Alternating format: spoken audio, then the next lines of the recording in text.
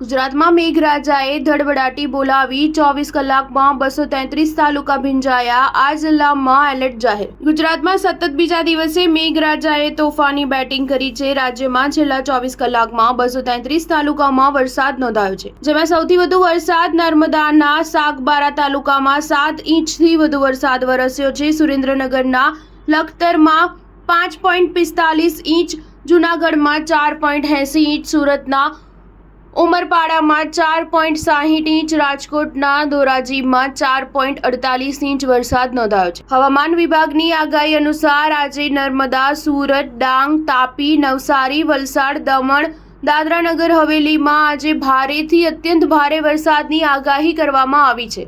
જ્યારે ગુજરાતના બનાસકાંઠા, પાટણ, મહેસાણા, સાબરકાંઠા, ગાંધીનગર, અરવલ્લી, ખેડા, અમદાવાદ, આણંદ, પંચમહાલ, દાહોદ, મહીસાગર, સુરેન્દ્રનગર, રાજકોટ, જૂનાગઢ અને બોટાદમાં પણ ભારે વરસાદની આગાહી કરવામાં આવી છે. બાકીના જિલ્લામાં સામાન્યથી ભારે વરસાદની આગાહી હવામાન વિભાગ દ્વારા કરવામાં આવી છે. હવામાન નિષ્ણાત અંબાલાલ પટેલની આગાહી અનુસાર રાજ્યમાં આગામી 48 કલાક ભારે વરસાદ પડી શકે છે. દક્ષિણ ગુજરાતમાં અનેક વિસ્તારોમાં 8 થી 10 ઇંચ વરસાદ પડી શકે છે. બીજી તરફ સૌરાષ્ટ્રમાં પણ ભારે વરસાદની શક્યતા છે. 3જી થી 5મી ઓક્ટોબર ભારે વરસાદ વરસી શકે છે. સ્ટાર ન્યૂઝ 7 હંમેશા સચ્ચાઈની સાથે.